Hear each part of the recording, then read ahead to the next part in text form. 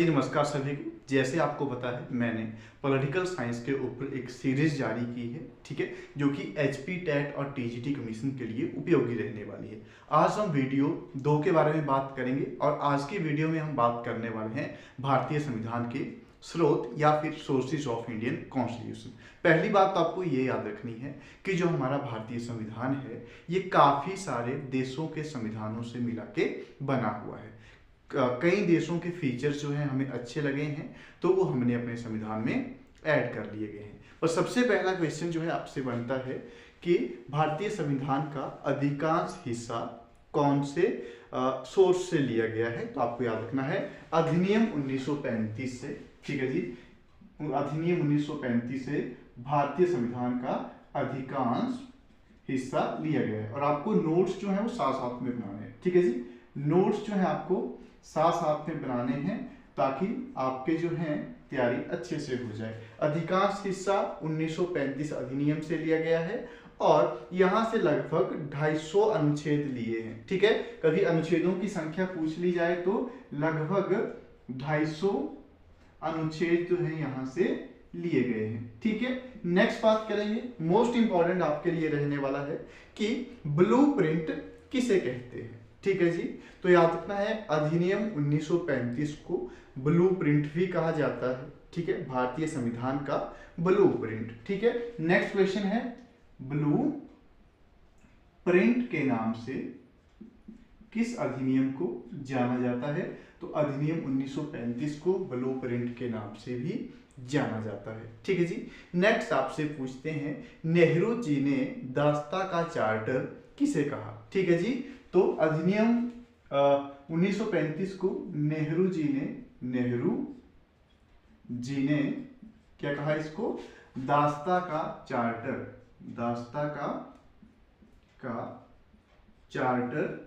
कहा, ठीक है जी। ये वो क्वेश्चंस है जो आपके टीजीटी और टेट में पहले पूछे गए हैं। नेक्स्ट बात करेंगे अधिनियम 1935 के बारे में। मोस्ट इंपॉर्टेंट है आरबीआई की स्थापना, ठीक है जी। जो आपकी आरबीआई है इसकी स्थापना जो है कब की गई, तो 1935 में ही की गई, यानी कि 1935 अधिनियम में इसका प्रावधान था, ठीक है जी। तो आरबीआई का प्रावधान 1935 से हमें देखने को मिला है। नेक्स्ट बात करेंगे राज्यपाल का कार्यकाल, यानी कि राज्यपाल का कार्य कितने समय के लिए होगा, ये भी बात जो है आपके अधिनियम 1935 से ली गई है, ठीक है। आई होप आपको साथ साथ में समझ आ रहा है। तो नेक्स्ट पॉइंट आपको क्या लिखना है, राज्यपाल का कार्यकाल, ठीक है। नेक्स्ट पॉइंट रहेगा राज्यपाल का कार्यकाल, ठीक है जी, राज्यपाल का कार्यकाल मोस्ट इंपॉर्टेंट चीज है। नेक्स्ट जी यूपीएससी और स्टेट पीसीएससी, यानी कि यूपीएससी सेंटर का हो गया और स्टेट पीसीएससी हर एक आपका स्टेट का आयोग रहेगा, ठीक है जी। तो आप सभी को पता है यूपीएससी और स्टेट के लिए जो है आपका एक अलग संघ होता है जिसके द्वारा जो है आपकी नौकरियां निकलती हैं, ठीक है जी। आई होप आपको यहां तक पता लगा होगा। नेक्स्ट बात करेंगे सीएजी कैग के पद का प्रावधान, ठीक है। तो वो भी जो है आपका अधिनियम 1935 से ही लिया गया है, ठीक है। तो नेक्स्ट रहेगा आपका सीएजी के पद का प्रावधान, ठीक है। वे कुछ बातें हैं जो कि आपकी अधिनियम 1935 से ली गई हैं और काफी कुछ और भी लिया गया है, ठीक है। पर जैसे जैसे हमारे चैप्टर्स आगे बढ़ते जाएंगे तो सीएजी के बारे में भी काफी अच्छे से हम पढ़ेंगे, ठीक है जी। नेक्स्ट अगर बात करी जाए आपके राज्यपाल के बारे में पढ़ेंगे, यूपीएससी या स्टेट पीसीएससी के बारे में और डिटेल में बात करेंगे। पर फिलहाल आपको याद रखना है कि अधिनियम 1935 से क्या क्या लिया गया है। चलिए बात करते हैं नेक्स्ट सोर्स के बारे में, यानी कि अगले स्रोत के बारे में कि वो कौन सा रहने वाला है। तो जो आपका ब्रिटेन है ये मोस्ट इंपॉर्टेंट है और आपको याद रखना है। तो ब्रिटेन से सबसे पहला पॉइंट आपको याद रखना है कि संसदीय प्रणाली, ठीक है जी, यानी कि पार्लियामेंट्री सिस्टम जो है हमारा, आपको पता है भारत में जो है संसदीय प्रणाली है, राज्यसभा और लोकसभा। तो ये सिस्टम कहाँ से लिया गया, तो ब्रिटेन की एक व्यवस्था है जिसको हमने उतारा है, ठीक है जी। तो सबसे पहला पॉइंट रहेगा संसदीय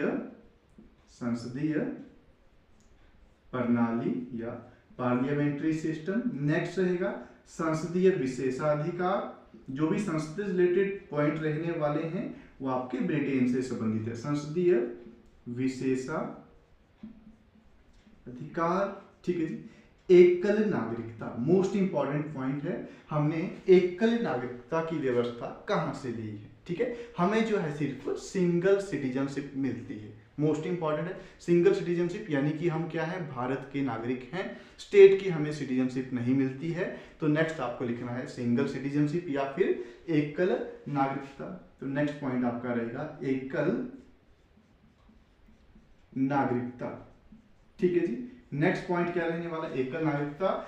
जो हमारा ब्रिटेन है, ठीक है, वहां भी जो है उनके सिटीजन्स को एकल नागरिकता ही दी जाती है, ठीक है जी। नेक्स्ट बात करेंगे विधि का शासन, यानी कि यहाँ क्या होगा, जो कानून होगा, विधि होगी वो सबसे ऊपर होगी, ठीक है जी। यानी कि कोई प्रधानमंत्री, कोई राष्ट्रपति या कोई भी किसी भी प्रकार का ऑफिसर जो है हमारे देश को नहीं चलाएगा, जो कानून होगा उसका अनुसरण करते हुए वो काम करेगा, यानी कि विधि काफी इंपॉर्टेंट आपके लिए रहने वाली है। तो विधि का शासन, ठीक। नेक्स्ट पॉइंट क्या रहने वाला है, विधि का शासन, यानी कि जो लॉ है आपका ये मोस्ट इंपॉर्टेंट आपके देश में रहेगा। नेक्स्ट बात करेंगे नाम मात्र का हेड। जैसे कि आपको पता है राष्ट्रपति जो है हमारा नाम मात्र का हेड है, तो ये भी प्रोविजन कहां से लिया गया है, ब्रिटेन से लिया गया है, ठीक है जी। तो नाम मात्र का हेड, ठीक है जी, या मुखिया, ठीक है जी।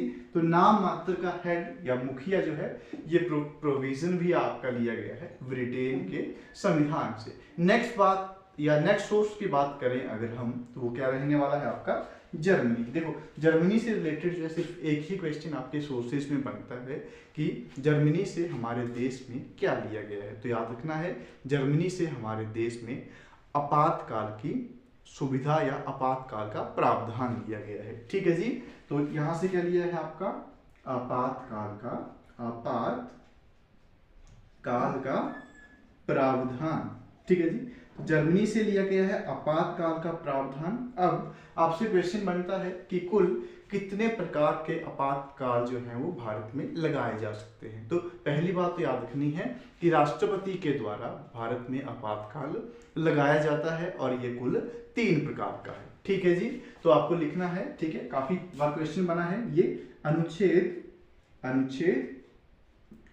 352 के अंतर्गत जो है वो राष्ट्रीय आपातकाल लगता है, राष्ट्रीय आपातकाल, नेशनल इमरजेंसी लगती है, ठीक है जी। नेक्स्ट बात करेंगे आर्टिकल 356 के अंतर्गत जो है वो राजकीय आपातकाल लगता है, स्टेट इमरजेंसी, ठीक है जी। ये रहेगा आपका राजकीय आपातकाल, इसको राष्ट्रपति शासन भी कहते हैं। और अनुच्छेद 360 के अंतर्गत जो है आपका वित्तीय आपातकाल का प्रावधान है। पर याद रखना है मोस्ट बार पूछा गया है कि भारत में वित्तीय आपातकाल कितनी बार लगा है। तो आज तक जो है भारत में वित्तीय आपातकाल एक बार भी नहीं लगा है, ठीक है जी।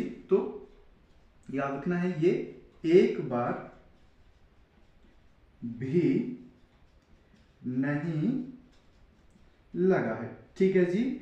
तो वित्तीय आपातकाल जो है अभी तक भारत में एक बार भी नहीं लगा है, ठीक है। आई होप आपको आपातकाल या इमरजेंसी के प्रोविजन के बारे में पता लगा होगा, ठीक है। चलिए नेक्स्ट बात करते हैं आयरलैंड के बारे में। आयरलैंड से हमने क्या लिया है, तो सबसे पहला पॉइंट याद रखना है, बहुत बार पूछा गया है, डीपीएसपी या राज्य के नीति निर्देशक सिद्धांत, ठीक है।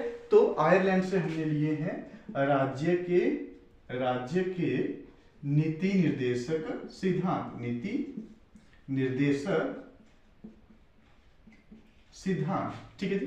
राज्य के नीति निर्देशक सिद्धांत कौन से कंट्री से लिए गए हैं, कभी आपसे क्वेश्चन पूछ लिया जाए तो ये रहेगा आपका आयरलैंड, ठीक है, बहुत ही इंपॉर्टेंट है। और नेक्स्ट पॉइंट, और एक क्वेश्चन और यहां से बनता है कि राज्य के नीति निर्देशक सिद्धांत जो है वो संविधान के कौन से भाग में है। तो याद रखना है ये रहेंगे आपके संविधान के भाग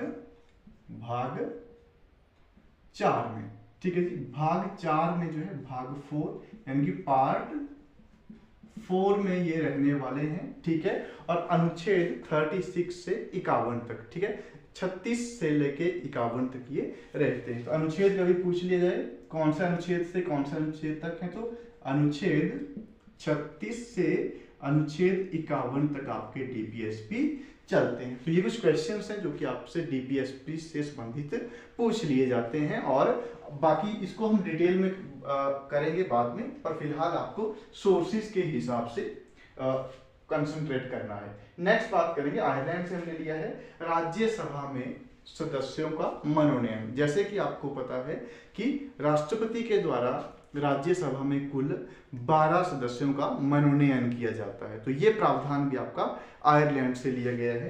तो नेक्स्ट आपको यहां से लिखना है, नेक्स्ट पॉइंट जो है राज्यसभा में सदस्यों का मनोनयन, ठीक है जी। तो आपसे कभी पूछ लिया जाए राष्ट्रपति के द्वारा जो है कुल कितने सदस्य नॉमिनेट किए जाते हैं राष्ट्रपति के द्वारा, कहाँ, राज्यसभा में, तो कुल 12। तो ब्रैकेट में आप जो है नोट में लिख सकते हैं, इनकी संख्या रहती है कुल 12 सदस्य, ठीक है। कुल 12 सदस्यों का मनोनयन जो है राष्ट्रपति के द्वारा कहाँ किया जाता है जी, आपकी राज्यसभा में किया जाता है, ठीक है। आई होप आपको यहां तक समझ आया होगा और आपने नोट भी किया होगा, ठीक है। नेक्स्ट है आपका सोर्स, काफी बड़ा सोर्स है जो कि हमने लिया है, तो अमेरिका का संविधान, ठीक है। अमेरिका के संविधान से काफी सारे प्रोविजन जो है हमारे संविधान में लिए गए हैं। तो सबसे पहली बात जो आपको याद रखनी है वो राष्ट्रपति व उपराष्ट्रपति का पद, ठीक है जी। तो सबसे पहली क्या है आपका राष्ट्रपति व उपराष्ट्रपति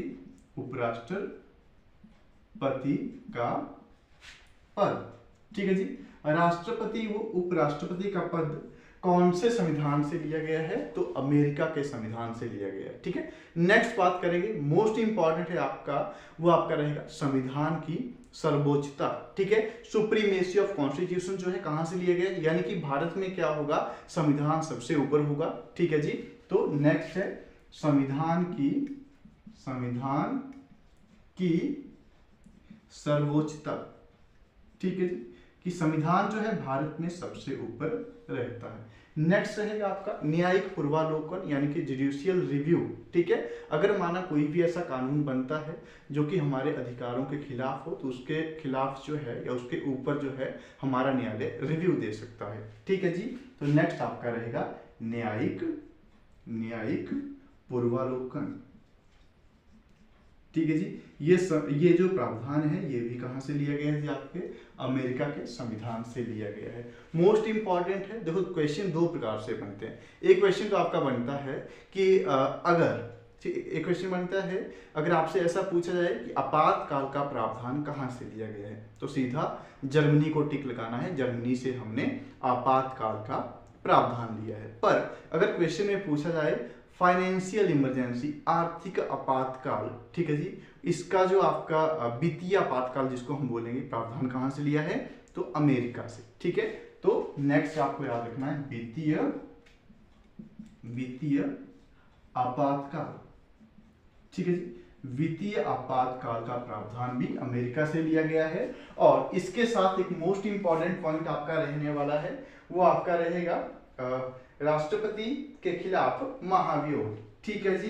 तो जो आपका महाभियोग है वो प्रावधान कहां से लिया गया है, उसका प्रावधान आपका अमेरिका के संविधान से लिया गया है। तो नेक्स्ट आपको लिखना है महाभियोग, ठीक है। काफी डिटेल में बाद में हम डिस्कस करेंगे महाभियोग क्या होता है, पर फिलहाल याद रखें महाभियोग क्या है कि जब हमें लगता है, ठीक है, कि राष्ट्रपति अपने कर्तव्यों का निर्वहन अच्छे से नहीं कर रहा है, तो उसके खिलाफ जो है संसद के किसी भी सदन में महाभियोग लाया जा सकता है। तो क्वेश्चन यहां से बनता है महाभियोग जो है, ठीक है जी, वो कौन से आर्टिकल में है, तो 61 अनुच्छेद 61 के अंतर्गत जो है आपका महाभियोग रहता है। आई होप आपको यहां तक क्लियर हुआ होगा। चलिए बात करते हैं नेक्स्ट सोर्स की तरफ, ठीक है। तो ये रहेगा आपका ऑस्ट्रेलिया, और काफी एक छोटा सा पॉइंट जो है आपको ऑस्ट्रेलिया से संबंधित याद रखना है, तो आपका रहेगा जी समवर्ती सूची, ठीक है, और संयुक्त अधिवेशन, ठीक है। समवर्ती सूची जो है कहां से ली गई है, कभी पूछ लिया जाए तो ऑस्ट्रेलिया से। अब मैं आपको बताऊंगा कि समवर्ती सूची क्या होती है। समवर्ती सूची, ठीक है जी, जिसको कनकरेंट लिस्ट जो है इंग्लिश में बोलते हैं, ठीक है। आपको याद रखना है कि जो हमारे भारत में, भारतीय संविधान में 3 प्रकार की सूचियों का उल्लेख किया गया है, ठीक है। कौन कौन सी? राज्य सूची, संघ सूची और समवर्ती सूची। कौन कौन सी रहने वाली है, ठीक है। फिलहाल आपको याद रखना है समवर्ती सूची जो है वो ऑस्ट्रेलिया से ली गई है, पर नोट में लिखना है यहाँ आपको 3 प्रकार की सूचियां देखने को मिलती हैं। तो फर्स्ट आपका होगा राज्य सूची, सेकंड होगा संघ सूची, संघ सूची, और थर्ड पे आपका रहने वाला है समवर्ती सूची, समवर्ती सूची, ठीक है। अब देखो इनमें क्या है, कुछ विषय जो है या कुछ विषयों का विभाजन किया गया है, डिवाइड कर दिया गया है कुछ टॉपिक्स को। फॉर एग्जांपल राज्य सूची में वो होंगे जो विषय राज्य के पास रहेंगे, स्टेट के पास रहेंगे, ठीक है। जैसे कि आपका पुलिस है, तो फॉर एग्जांपल यहाँ आप क्या लिखेंगे, पुलिस, ठीक है। हर एक राज्य की जो है अपनी पुलिस होती है। हालांकि 1-2 राज्य ऐसे हैं जहां ये काम नहीं होगा, पर अपवाद के तौर पे, ठीक है। जैसे दिल्ली है तो दिल्ली की जो वैसे दिल्ली की यूटी है, पर दिल्ली में सेंटर की ही पुलिस चलती है, पर वो बात अलग है। वैसे हिमाचल पुलिस आपने सुना होगा, पंजाब पुलिस सुना होगा, हरियाणा पुलिस आपने सुना होगा। नेक्स्ट बात करेंगे संघ सूची के बारे में। इसमें वो विषय आएंगे जो सिर्फ संघ के पास या सेंटर के पास होंगे। कौन से? जैसे कि आपका रेलवे, ठीक है जी। जैसे आपका रेलवे है तो आपको पता है रेलवे जो है आपका या सेना है, ठीक है। रेलवे वो सेना ऐसे विषय हैं जो सिर्फ संघ के पास हैं, ठीक है। आई होप आपको यहां तक पता लगा होगा। नेक्स्ट बात करेंगे आपकी समवर्ती सूची के बारे में। समवर्ती सूची में आपका क्या आएगा? समवर्ती सूची में आएगा ऐसे विषय जो राज्यों के पास भी है और किसके पास है, स्टेट के पास भी है और यूनियन यानी कि संघ के पास भी है। तो जैसे शिक्षा, तो आपने सीबीएसई बोर्ड सुना है, साथ में आपने एचपी बोर्ड भी सुना है। तो कैसे? क्योंकि एचपी बोर्ड जो है राज्य का बोर्ड आ गया और सीबीएसई बोर्ड आपका किसका बोर्ड रहेगा, वो संघ का बोर्ड आ गया, यानी कि सेंटर का बोर्ड है। जैसे कि आपका शिक्षा।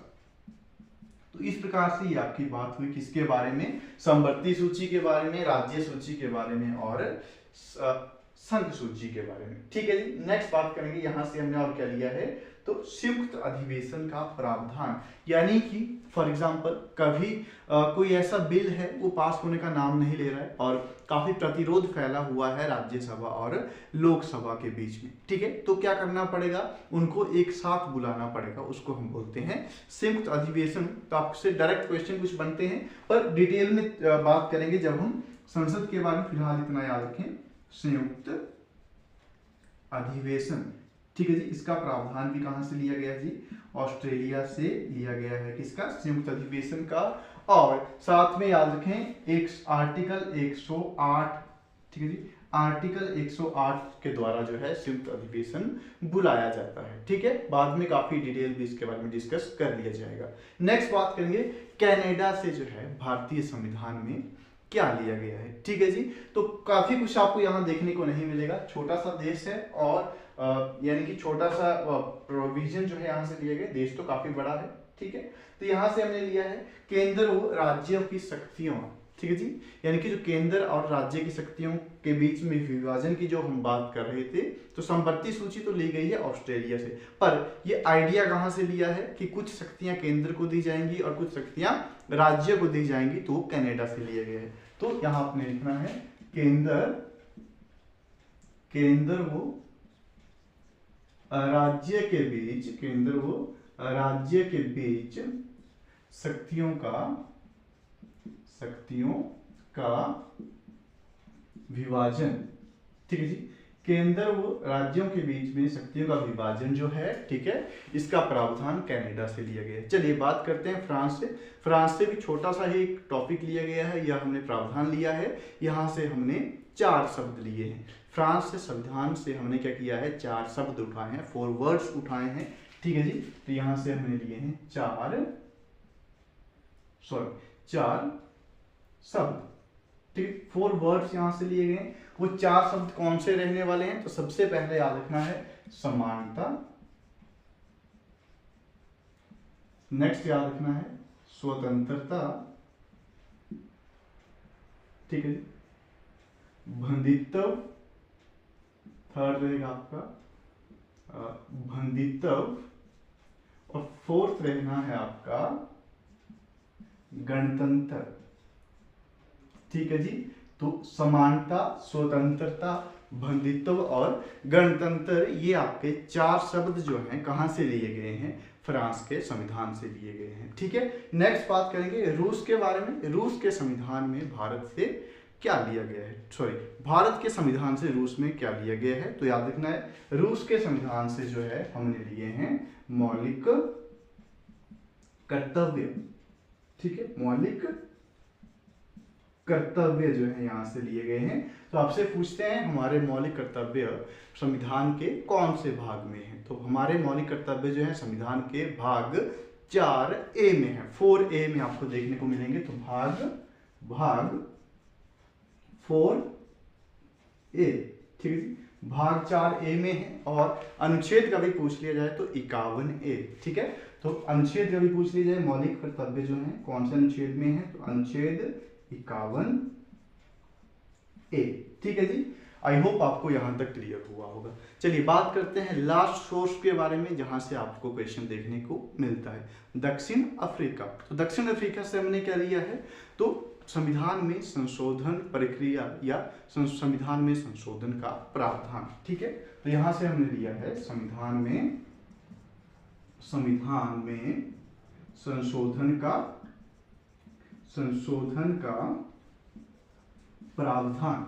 ठीक है जी, क्या लिया गया है? संविधान में संशोधन का प्रावधान। तो याद रखना है आर्टिकल 368 के अंतर्गत जो है हम अपने संविधान में संशोधन कर सकते हैं, यानी कि संविधान में बदलाव कर सकते हैं। ठीक है, तो आर्टिकल अनुच्छेद